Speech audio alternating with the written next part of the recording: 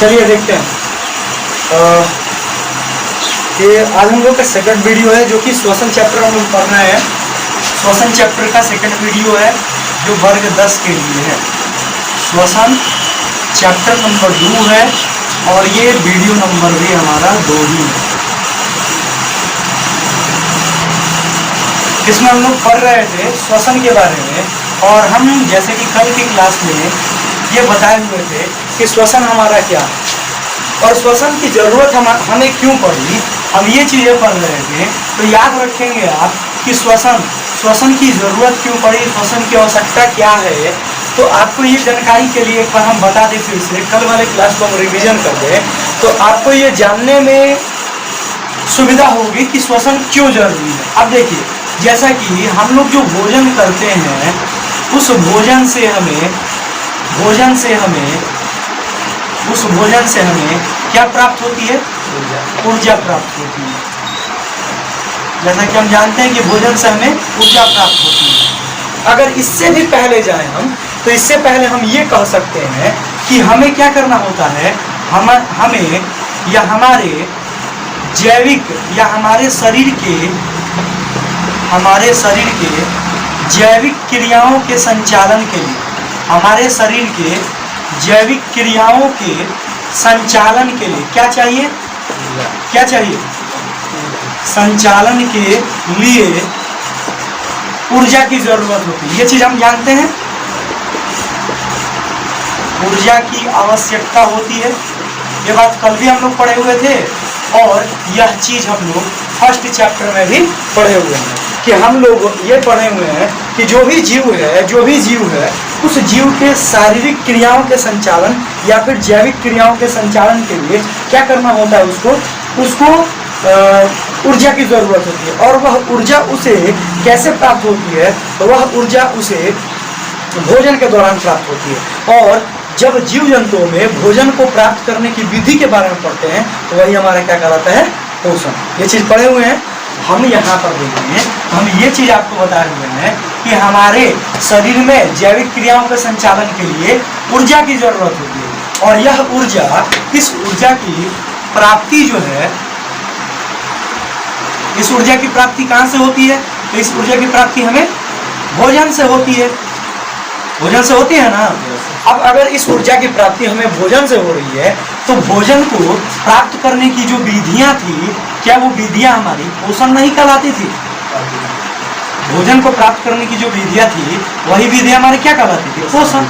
यानी कि हम जो अपना पिछला चैप्टर पढ़े हुए हैं जैव प्रकर्म, और उस जैव प्रकर्म में पढ़े हुए हैं कि पोषण की कौन कौन सी विधियां होती हैं और जीव जंतुओं में पोषण किस तरीके से होता है, तो उस पोषण के तरीके से हम ये पढ़े हुए हैं कि हम वो पोषण से क्या किए हैं? भोजन प्राप्त किए हैं। और उस भोजन से क्या प्राप्त हुआ है? हमें ऊर्जा प्राप्त हुआ है। और यह ऊर्जा हमें किस लिए चाहिए? तो जैविक क्रियाओं के संचालन के लिए चाहिए। और इस जैविक क्रियाओं के संचालन में एक और चीज भाग लेता है, एक और अंग भाग लेता है जिसको हम श्वसन तंत्र कहते हैं। और उसमें हम श्वसन तंत्र में मानव के श्वसन अंगों के बारे में पढ़ेंगे, लेकिन हमारा जो चैप्टर है वह श्वसन है। तो श्वसन के बारे में समझेंगे कि श्वसन क्या होता है।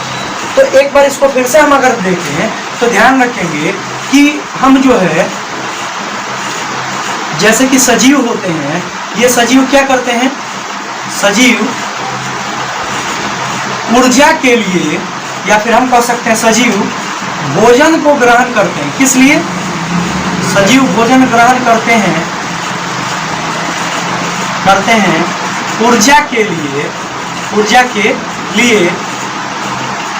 तो केवल ऊर्जा को ग्रहण करने के लिए भोजन ले लेना ही जरूरी नहीं है।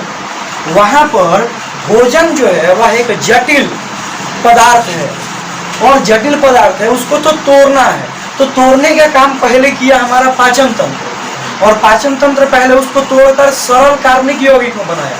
हालांकि वह नाम के लिए सरल कार्बनिक यौगिक है, क्योंकि भोजन का जब पाचन हो जाता है मानव शरीर में तो वह अंतिम उत्पाद के रूप में क्या बनता है? ग्लूकोज।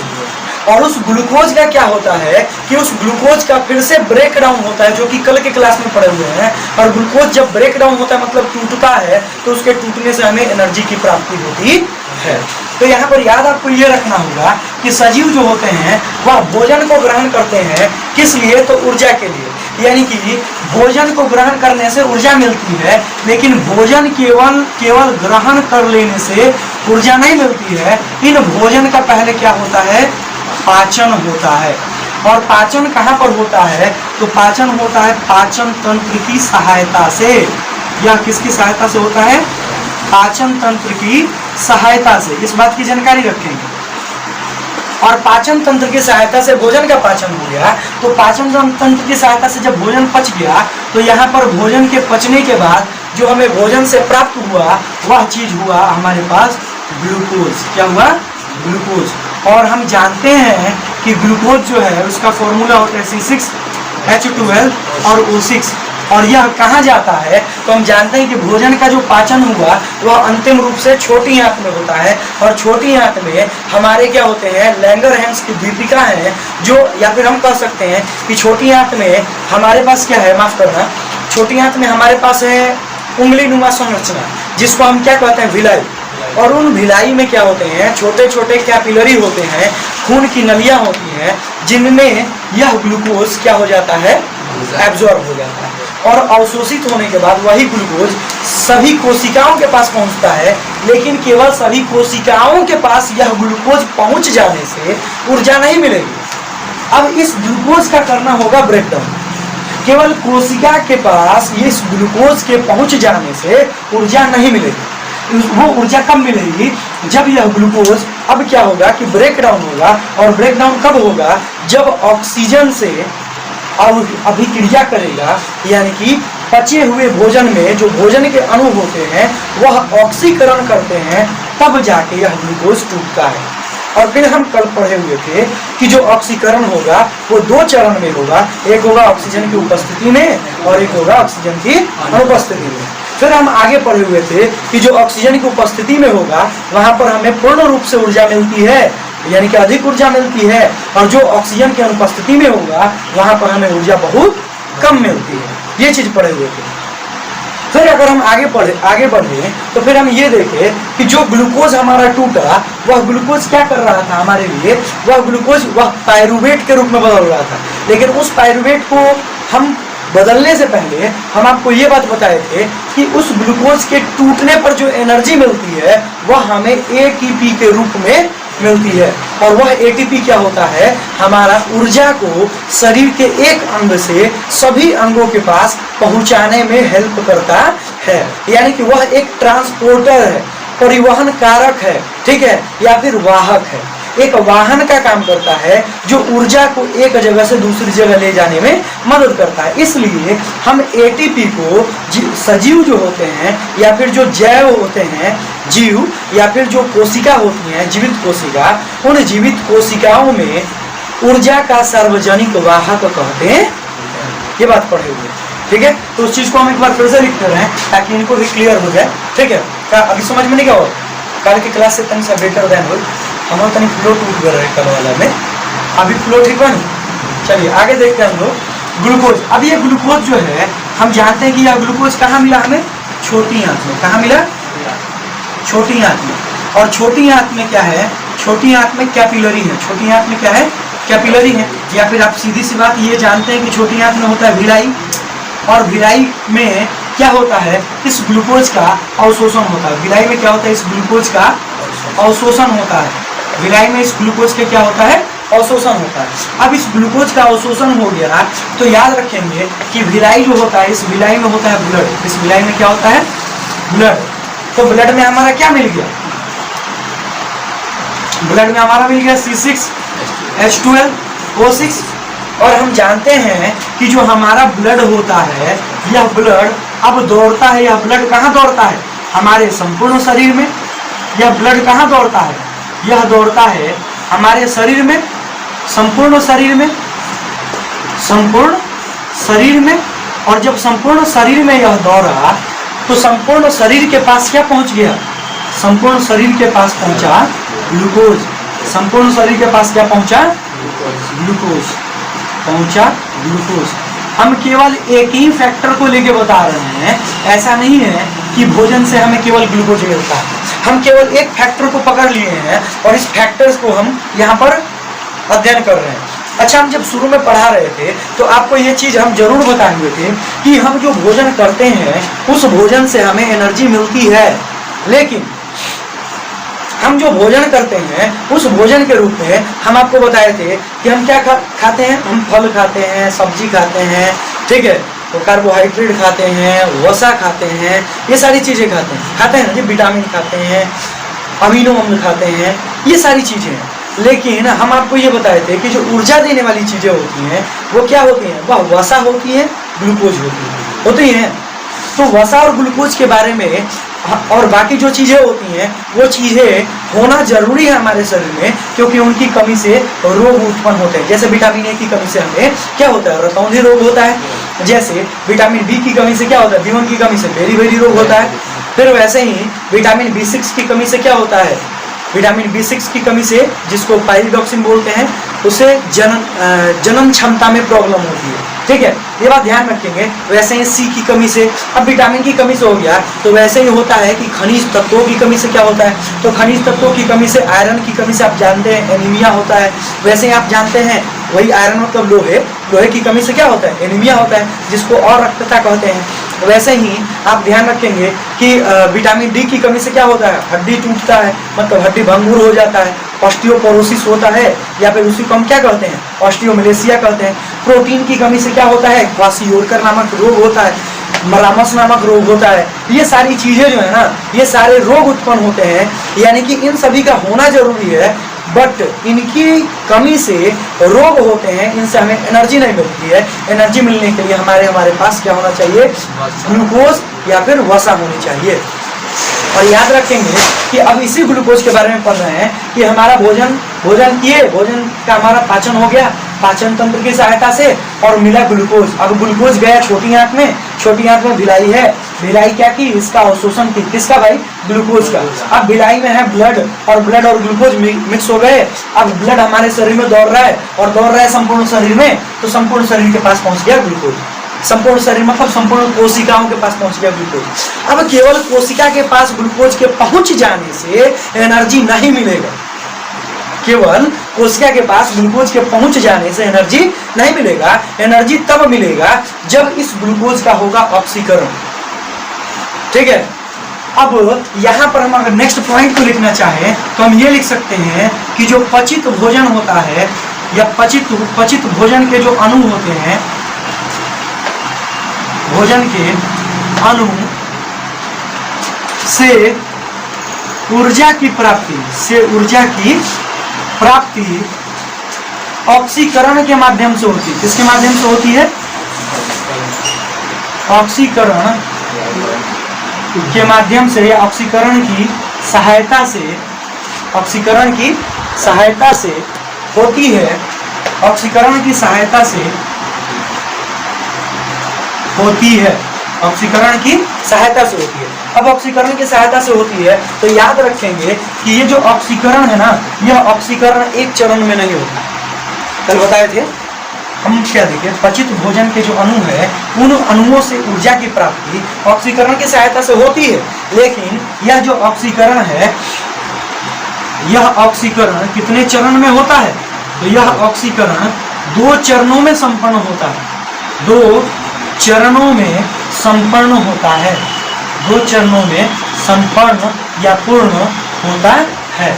यह ऑक्सीकरण 2 चरणों में पूर्ण या संपन्न होता है। तो यह जो ऑक्सीकरण है वह 2 चरण कौन कौन से हैं, तो पहला चरण पढ़े हुए थे। पहला चरण हमारा क्या था, पहला चरण था हमारा कि ऑक्सीजन की उपस्थिति, O2 की उपस्थिति। और दूसरा हमारा चरण क्या था, दूसरा चरण था हमारा O2 की अनुपस्थिति, मतलब ऑक्सीजन की अनुपस्थिति। और ये चीज जो है ना, हम बस अभी आपको शॉर्ट में बता रहे हैं, क्योंकि अभी जब हम समझेंगे ना कि अवायवीय श्वसन और वायवीय श्वसन क्या होता है, तो वहां पर इसके बारे में डिटेल्स से पढ़ेंगे कि ये दरअसल होते क्या है। तो याद रखेंगे कि पहला जो चरण है उसमें हमें ऑक्सीजन की जरूरत होगी, और दूसरे चरण में हमें ऑक्सीजन की जरूरत नहीं होगी। और ऑक्सीजन की जरूरत जहां पर होगी वहां से हमें जो ऊर्जा मिलेगा, वह ऊर्जा मिलेगा सर्वाधिक। वह ऊर्जा क्या मिलेगा, सर्वाधिक। वह ऊर्जा क्या मिलेगा, सर्वाधिक, और जो हमें ऑक्सीजन की अनुपस्थिति में ऊर्जा मिलेगा वह ऊर्जा हमें मिलेगा न्यूनतम। ध्यान रखेंगे, इस बात की जानकारी रखें। इसी चीज को आपको बोला है, आपकी किताब में बोला है ऑक्सीडेटिव, इसी को क्या बोला है? ऑक्सीडेटिव, इंग्लिश में बोला है ऑक्सीडेटिव डिग्रेडेशन, इसको बोला है ऑक्सीकरण विखंडन या फिर क्रमिक ऑक्सीकर विघटन या फिर विखंडन, जिसमें ग्लूकोज क्या होते हैं? टूटते हैं और उसके टूटने से हमें एनर्जी मिलती है। अब हम दिखाते हैं कि ग्लूकोज कैसे टूटते हैं। नेक्स्ट साइड में यहाँ पर ध्यान देंगे, इधर ही करना होगा। अब देखते हैं, यहाँ पर ध्यान दें हम लोग,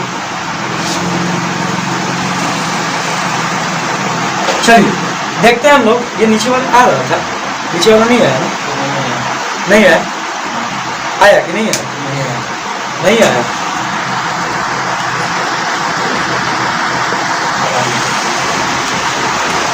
अरे यार, ऑक्सीकरण हमारा दो चरणों में पूर्ण होता है, एक होता है ऑक्सीजन की उपस्थिति में, एक होता है ऑक्सीजन की अनुपस्थिति में। जहाँ पर ऑक्सीजन होगा वहाँ पर ऊर्जा सर्वाधिक होगी, जहाँ पर ऑक्सीजन नहीं होगा वहाँ पर ऊर्जा न्यूनतम होगी। तो चलते हैं हम लोग नेक्स्ट पॉइंट की तरफ बढ़ते हैं कि अब ये कैसे ऊर्जा मिल रही है। चलिए देखते हैं हम। चलिए ठीक है, कौन दिक्कत नहीं है, बोल सकता है। चलिए देखिए यहाँ पर क्या है, आ जाइए अभी ना घुमा दो। तो देखिए अब यहाँ पर क्या है, हम जो हमारा ग्लूकोज है उस ग्लूकोज के अब देखते हैं यहाँ पर क्या लिखे हैं, ऑक्सीकरण दो चरण में होता है और यह क्रिया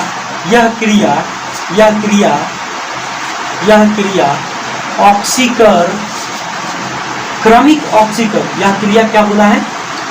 क्रमिक ऑक्सीकर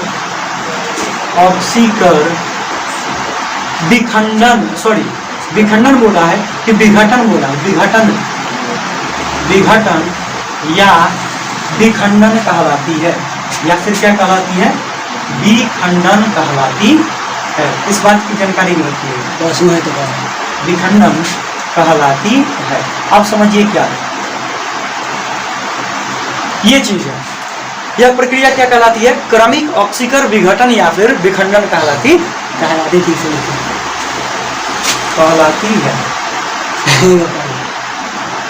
चलिए अब देखिए क्या है यहाँ पर कि अब यहाँ पर हुआ क्या, तो यहाँ पर आपको ये ध्यान देना होगा कि क्रमिक ऑक्सीकर विघटन, दरअसल इस विघटन के कारण हमें क्या प्राप्त होती है? तो इसके विघटन के कारण हमें मिलती है ऊर्जा। और दरअसल हम ये बात आपको अच्छी तरीके से कल बताए हैं कि हमें जो भोजन के रूप में प्राप्त हुआ है वो प्राप्त हुआ है ग्लूकोज, और ग्लूकोज का जब विघटन होगा मतलब ग्लूकोज टूटेगा तो ग्लूकोज एक रासायनिक पदार्थ है, और रासायनिक पदार्थ है तो उसमें है रासायनिक ऊर्जा, और वह रासायनिक ऊर्जा जब ग्लूकोज टूटेगा तो वह ऊर्जा क्या होगा? उस ऊर्जा को एटीपी के रूप में हमारे शरीर में प्राप्त होगा, और वही ऊर्जा एटीपी क्या करेगा? शरीर के सभी अंगों तक पहुंचाएगा, और जब शरीर के सभी अंगों तक पहुंचाएगा तो शरीर के सभी कोशिकाओं को ऊर्जा मिलेगी। अब अंग तक पहुंचा तो अंग का छोटा हिस्सा उत्तक, और उत्तक का छोटा हिस्सा कोशिका। मैं आपको बताया ना जी, कोशिका से उत्तक, उत्तक से अंग, तो अंग तक पहुंचाया मतलब क्या? अंग से गया उत्तक में, उत्तक से गया कोशिका में, ठीक है। तो प्रत्येक कोशिका के पास एनर्जी गया जिससे हमारी कोशिका जीवित रहेगी, वह नहीं मरेगी। क्लियर है? अब समझते हैं आगे। अब देखिए यहाँ पर क्या, अगर हम बढ़े तो यहाँ पर ये आपको ध्यान रखना होगा कि क्रमिक ऑक्सीकर विघटन से ऊर्जा मिलती है, और यह ऊर्जा हमें एटीपी के रूप में मिलती है। किसके रूप में मिलती है? एटीपी के रूप में मिलती है, एटीपी के रूप में मिलती है। और यदि एटीपी के रूप में मिलती है तो यही कारण है ना कि एटीपी जो है, याद रखेंगे, एटीपी को ऊर्जा का सार्वजनिक वाहक कहते हैं। सार्वजनिक वाहक कहते हैं। क्यों कहते हैं? क्योंकि यह ऊर्जा को एक जगह से दूसरी जगह पहुंचाता है, ठीक है। अच्छा, दूसरा है कि याद रखेंगे कि यह जो एटीपी है ना, यह एटीपी क्या करता है, याद रखेंगे कि चूंकि इसका उत्पादन शरीर के अंदर होता है, चूंकि इस ऊर्जा का उत्पादन एटीपी के रूप में ऊर्जा मिला है, चूंकि इस ऊर्जा का उत्पादन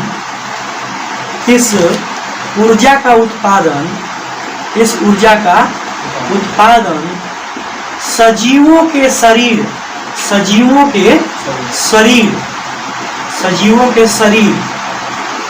के भीतर होता है, सजीवों के शरीर के भीतर होता है, इसलिए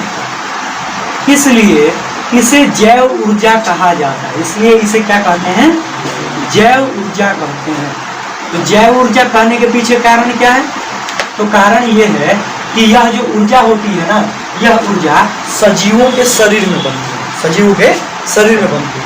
अब यहाँ पर यह भी बात आपको ध्यान रखना होगा कि यह ऊर्जा हमें तब प्राप्त होती है, यह ऊर्जा तब प्राप्त होती है जब सजीवों के शरीर, जब सजीवों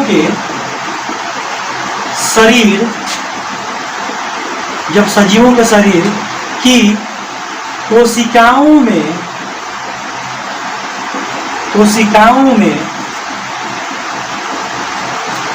विघटन की क्रिया होती है। कोशिकाओं में क्या होती है, विघटन की क्रिया होती है या विखंडन की क्रिया होती है, विघटन की क्रिया होती है।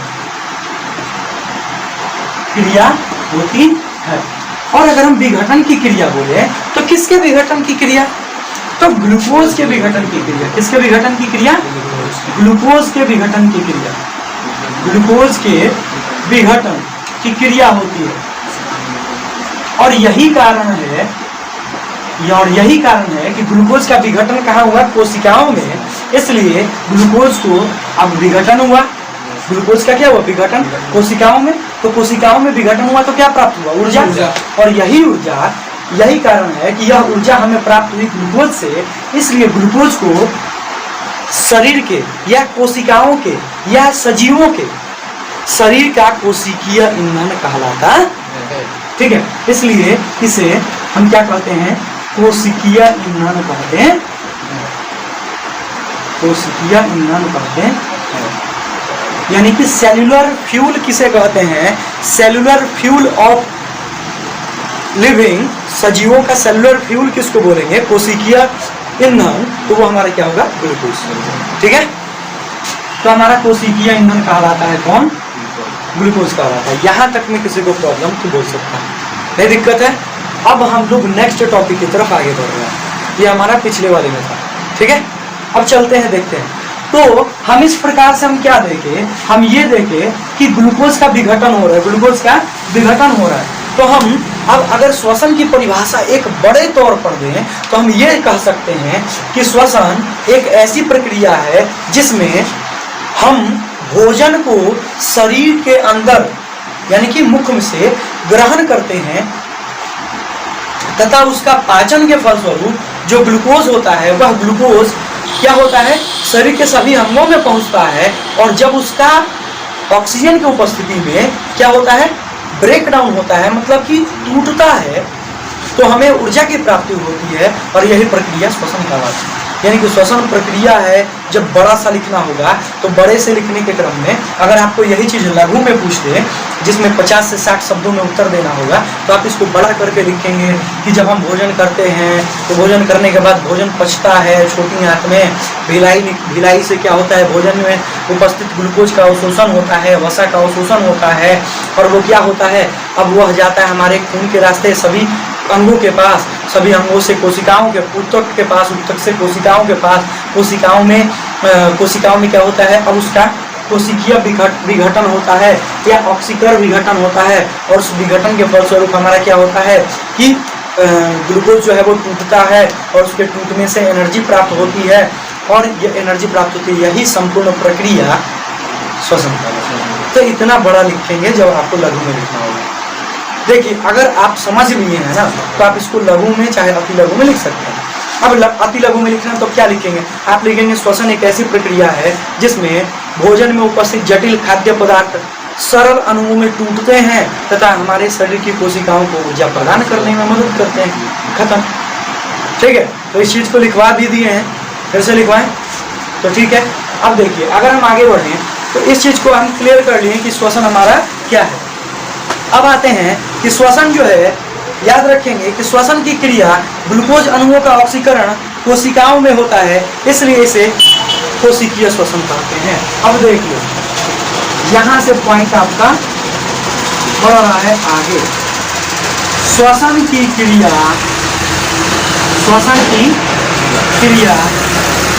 या ग्लूकोज अणुओं का विघटन या ग्लूकोज अणुओं का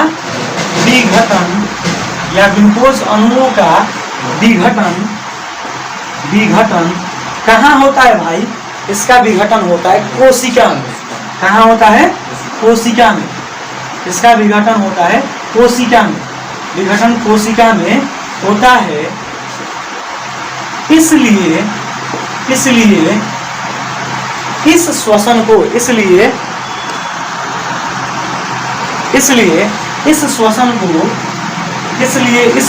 को हम कोशिकीय श्वसन कहते हैं। इसलिए इस श्वसन को क्या कहते हैं? कोशिकीय श्वसन कहते हैं। बोलो, इसमें कोई दिक्कत? कोशिकीय श्वसन में सेलुलर रेस्पिरेशन किसे कहते हैं? इंग्लिश में सेल्यूलर, CLLULAR सेलुलर रेस्पिरेशन कहते हैं। किसे कहते हैं? इस चीज की जानकारी आप रखेंगे तो किसे कहते हैं? हम जानते हैं कि श्वसन की क्रिया या ग्लूकोज के अणुओं का विघटन जो होता है कोशिका में होता है, सजीवों की कोशिका में होता है, इसलिए इस श्वसन को कोशिकीय श्वसन कहते हैं। अब कोशिकीय श्वसन होता है दो प्रकार का। अब कोशिकीय श्वसन कितने प्रकार का होता है? ये जो कोशिकीय श्वसन है हमारा, यह होता है दो प्रकार का। एक को कहते हैं हम लोग वायवीय श्वसन, वायवीय कोशिकीय श्वसन या फिर वायवीय, और दूसरे को कहेंगे अवायवीय।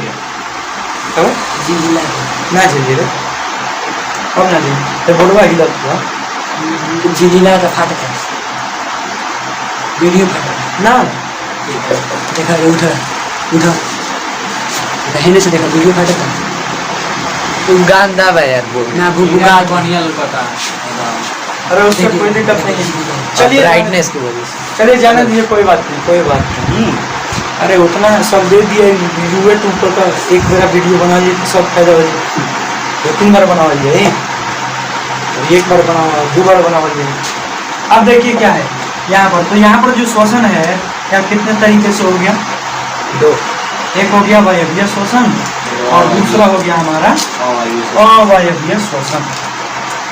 अवायवीय श्वसन।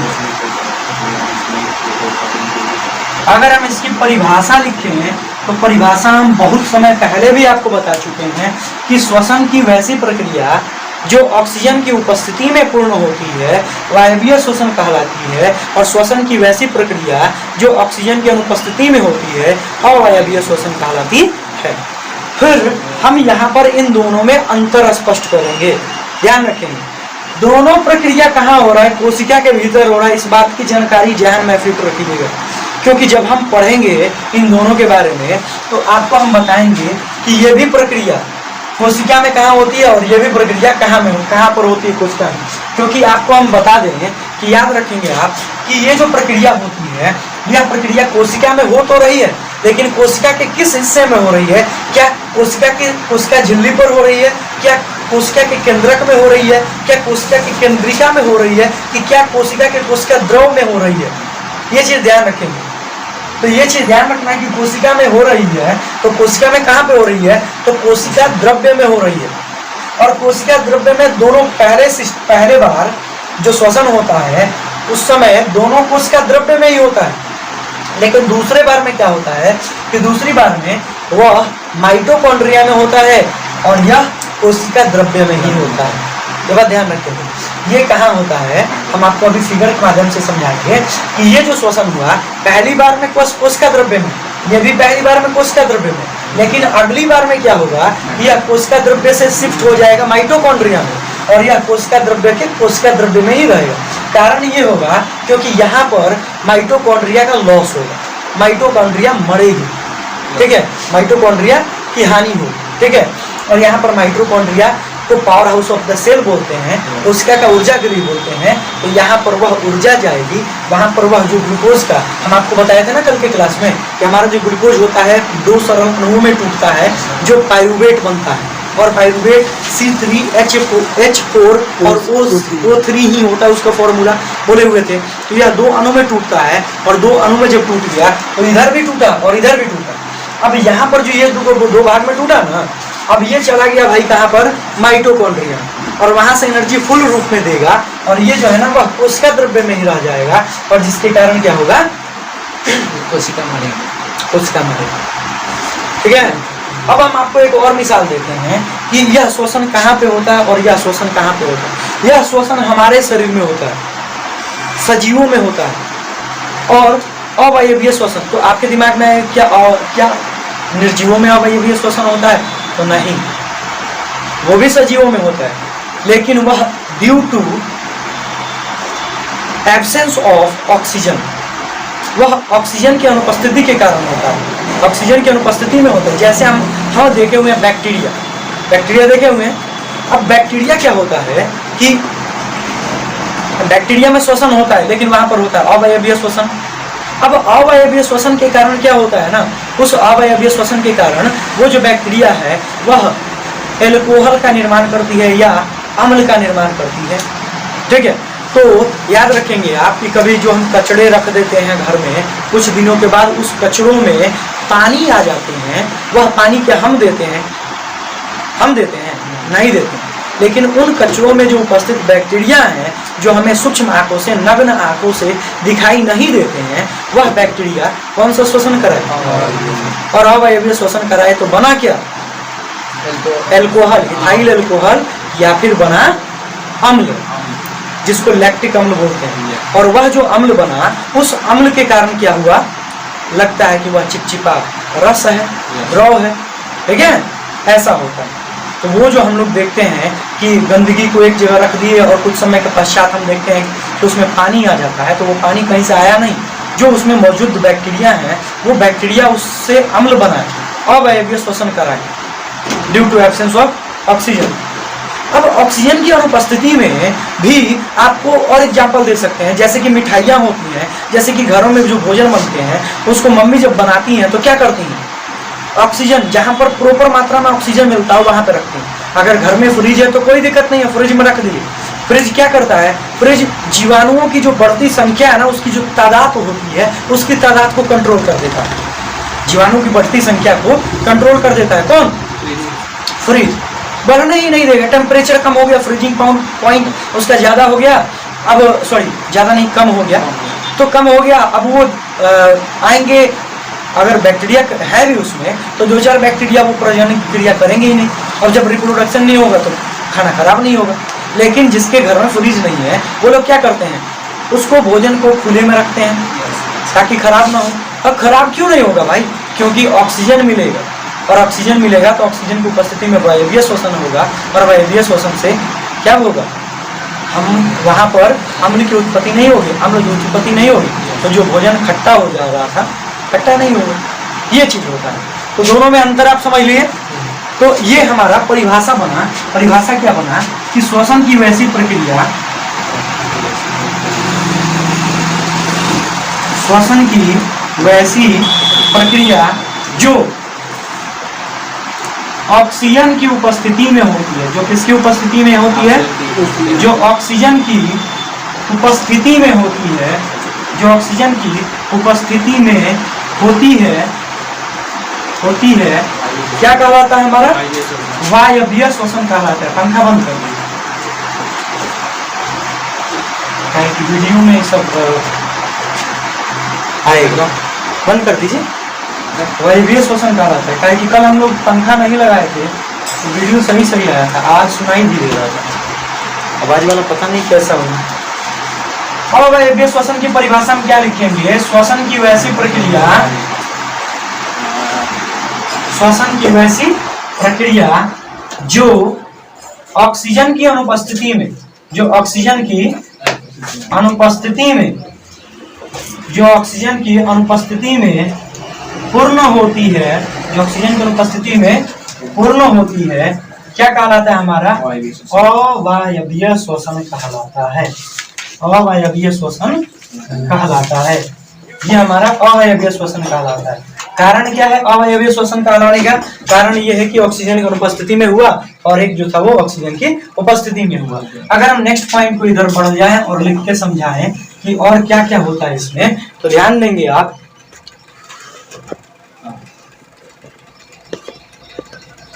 चलिए देखिए, अब यहाँ पर क्या है कि हम जो श्वसन बात कर रहे थे, यहाँ पर लिख रहे हैं हम वायवीय और यहाँ पर हम लिख रहे हैं अवायवीय। ठीक है, याद रखिए।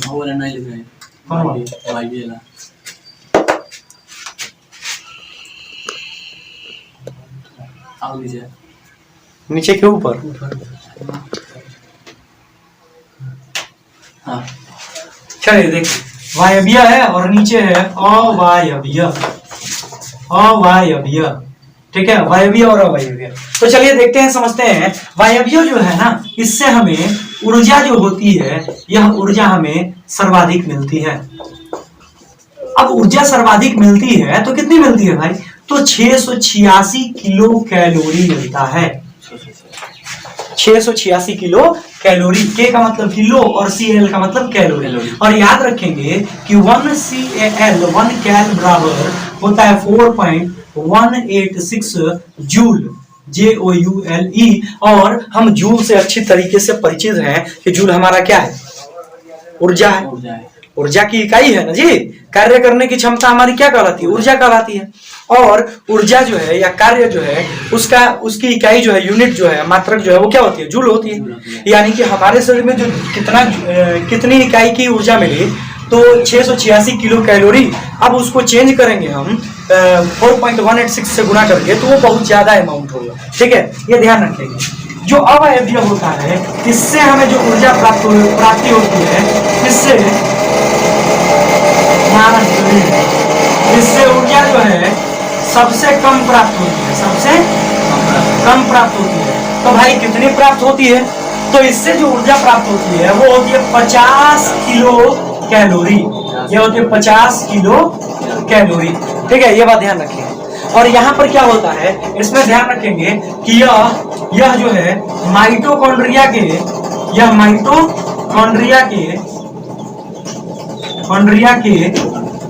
लॉस होने पर होता है। यह तब श्वसन होता है जब माइटोकॉन्ड्रिया के लॉस होता है। लॉस मतलब हानि। माइटोकॉन्ड्रिया के हानि होने पर होता है। ठीक है, और यह जो होता है यह माइटोकॉन्ड्रिया में पूर्ण होता है। यह कहां पर पूर्ण होता है? माइटोकॉन्ड्रिया में पूर्ण होता है। मतलब शुरू हुआ भाई दोनों में। हम अभी बताए ना थोड़ी देर पहले कि शुरू होगा, दोनों कहां शुरू होगा? कोशिका द्रव्य में दोनों शुरू होगा। लेकिन यह पूर्ण हुआ कहां पर? माइटोकॉन्ड्रिया में। और यह पूर्ण हुआ कोशिका द्रव्य में। तो यह माइटोकॉन्ड्रिया में पूर्ण होता है।